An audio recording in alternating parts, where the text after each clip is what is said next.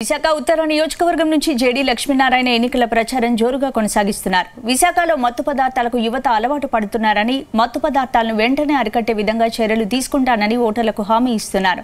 Visakha steel plant ప్రైవేటీకరణ అడ్డుకుంటామంటున్న JD లక్ష్మీనారాయణతో మా ప్రతినిధి Srinivas face to face. National party అధ్యక్షులు జేడీ లక్ష్మీనారాయణ ఇప్పటికే ఎన్నికల ప్రచారంలో జోరుగా కొనసాగిస్తున్నారు. ఈ నేపథ్యంలోనే ఆయన మనతో పాటు మాట్లాడడానికి ఉన్నారు. సార్ చెప్పండి, ఎన్నికల ప్రచారం ఎలా జరుగుతుంది ప్రస్తుతం? ఎన్నికల ప్రచారం చాలా చక్కగా జరుగుతోంది. ఉదయం 6 నుంచి రాత్రి 10 వరకు మేము ప్రజలతో మమేకమవుతున్నారు. 1-to-1 కలుస్తున్నాం, door to door campaigning, building to building campaigning చేస్తున్నాం. ప్రజల్లో మంచి స్పందన ఉంది. ఈ విధంగా ఆలోచించే వాళ్ళు మాకు కావాలి. ఈ విధమైన ఆలోచనలు వాళ్ళకున్న సమస్యలను కూడా మాకు తెలియజేస్తున్నారు. వాటన్నింటినీ కూడా నోట్ చేసుకుంటాము.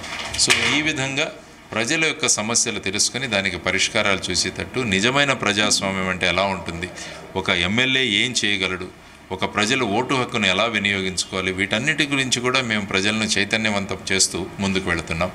చక్కగా జరుగుతోంది ప్రచారం. అయితే ఇప్పటికే జై భారత్ పార్టీ ఎన్ని సీట్ల నుంచి పోటీ చేయబోతున్నారు? సుమారుగా మాకు ఐ థింక్ ఒక 100 అభ్యర్థుల దాకా వచ్చారు. ఈ ఫైనల్గా ఈ నామినేషన్స్ ఇవన్నీ స్క్రూటినీ అయింది. రేపటిదాకా ఫైనలైజేషన్ అవుతుంది.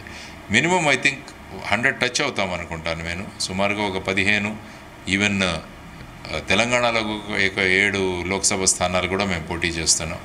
It's a good starting. Just ఒక 3 నెలల కాలంలోనే ఈ విధంగా ప్రజల స్పందన, తర్వాత యువతర స్పందన వచ్చిందంటే ఇట్స్ ఎ గుడ్ బిగినింగ్ అని నేను ఎప్పుడూ అనుకుంటాను. ప్రధానంగా ఉత్తర నియోజకవర్గంలో మీ దృష్టికి వచ్చినటువంటి ప్రధాన సమస్యలు ఏమవుతాయి? ఉత్తర నియోజకవర్గంలో ప్రధానమైన సమస్యలు మీరు చూసుకుంటే కొండవాళ్ళు ప్రాంతాల్లో చాలామంది ప్రజలు నివసిస్తున్నారు. వాళ్లలో మమేకమయ్యాను, వాళ్ళ స్థితిగతులు చూశాను. ప్రతిరోజు కూడా ఆ పైనకి ఎక్కి దిగి ఆ విధంగా వాళ్ళు చేస్తున్న ఇవి నీటి సమస్య, డ్రైనేజ్ సమస్య, ఆ తర్వాత వచ్చేసి రోడ్ల సమస్యలు, భూ కబ్జాలు, ఇవన్నీ తర్వాత తెలియజేశారు. వీటన్నిటికీ పరిష్కారాలు మేము ఒక మేనిఫెస్టో రూపంలో ప్రజలకు ఇవ్వబోతున్నాం త్వరలో. ఐ థింక్ 4-5 రోజుల్లో మేనిఫెస్టో రెడీ అవుతుంది. అది నేను డిక్లేర్ చేస్తాను కూడా.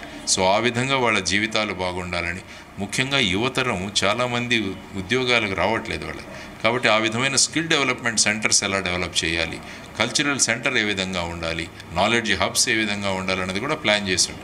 కాబట్టి ఇవన్నీ చేసి విశాఖ ఉత్తర నియోజకవర్గాన్ని ఉత్తమ నియోజకవర్గం, ఇట్స్ ఎ మోడల్ కాన్స్టిట్యుయెన్సీ, ఆదర్శ నియోజకవర్గం చేయాలన్నది మా ప్రధానమైన సంకల్పన. ఇది ప్రజలకు నేను విన్నవించుకుంటాను. ఇప్పటికే విశాఖ స్టీల్ ప్లాంట్ ప్రైవేటీకరణ చేయడానికి అన్నీ రెడీ అయ్యాయి. అయితే దాన్ని మీరు ఆపే ప్రయత్నాలు ఏమైనా చేస్తున్నారా? ప్రస్తుతం దాని గురించి మీ పార్టీ ఏ విధంగా పోరాడబోతుంది? పార్టీ కాదు, పార్టీకి ముందు ఒక వ్యక్తిగా నేను పోరాడాను. పబ్లిక్ ఇంట్రెస్ట్ లిటిగేషన్ వేశాను 64/2021. అది మొన్నే ఒక రిజల్ట్ వచ్చింది. జూన్ 20 వరకు స్టేటస్ కో మెయింటైన్ చేయమని, దాన్ని ప్రైవేటీకరణ చేయకూడదని హైకోర్టు ఆదేశాలు ఇచ్చింది. ఇది ఒక తొలి విజయం. ఆ తర్వాత విశాఖపట్నం స్టీల్ ప్లాంట్ ప్రైవేటీకరణ కాకుండా చూసుకునే బాధ్యత నాది అని నేను చెప్పాను ప్రజలకు. ఎలాగైతే నియోజకవర్గ ప్రజలకు మీ పిల్లల యొక్క భవిష్యత్తు నా బాధ్యత అని చెప్పాను, అదేవిధంగా విశాఖపట్నం స్టీల్ ప్లాంట్ ప్రైవేటీకరణ కాకుండా ఉండడానికి నేను శాయశక్తిలా పోరాడతానని చెప్పాను.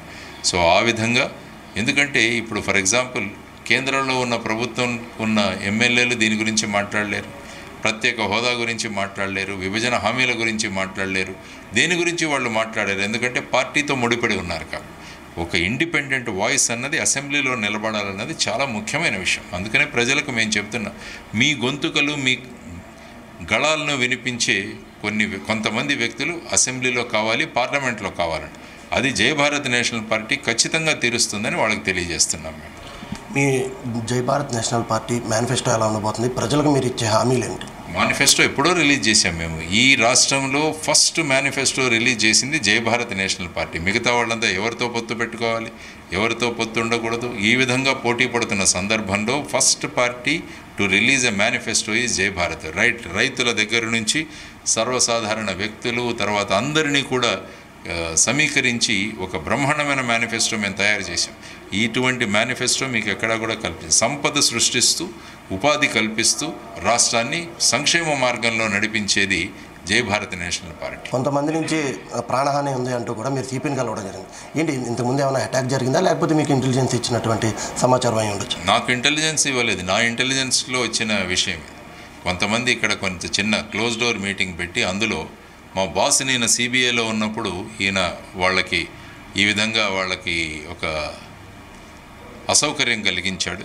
కాబట్టి ఇది మంచి సమయం, ఇటువంటి వ్యక్తిని లేపేస్తే బాసులకు అది మనం రిటర్న్ గిఫ్ట్గా ఇవ్వచ్చు కదా అని ఆ మీటింగ్లో హాజరైన వాళ్ళందరినీ కూడా మీరు రెడీగా ఉండండి అని చెప్పడం జరిగిందని నాకు తెలిసింది. ఆ సందర్భంగా ఆ ప్రకటనలు చేసిన వ్యక్తి వాళ్ళ వెనకాలన్న వ్యక్తుల బ్యాక్గ్రౌండ్ చెక్ చేస్తే ఇందులో తథ్యం కనిపించింది. కాబట్టి ఒక బాధ్యతాయుత పౌరుడిగా సిపి గారికి ఇన్ఫామ్ చేశాను, ఈ విధంగా చర్చలు జరిగాయి, ఈ విధమైన హాని వాళ్ళు కల్పించే ప్రయత్నాలు చేస్తున్నారు, కాబట్టి తగిన చర్యలు తీసుకోండి అని వారికి ఇవ్వడం జరిగింది. అయితే ప్రధానంగా ఏదైతే విశాఖ స్టీల్ ప్లాంట్ ఉందో దాని ప్రైవేటీకరణ కూడా జరగకుండా చూస్తానన్నారు జేడీ లక్ష్మీనారాయణ. అలాగే కొంతమంది నుంచి తనకు ప్రాణహాని ఉంది అంటూ కూడా సిపిని కలవడం జరిగింది. అయితే ఇదంతా ఉత్తర నియోజకవర్గంలో ఉన్న ప్రధాన సమస్యలన్నీ కూడా తాను గెలవగానే తీరుస్తానంటున్నారు జేడీ లక్ష్మీనారాయణ. కెమెరామెన్ సాగర్తో శ్రీనివాస్, జీ తెలుగు న్యూస్, విశాఖ.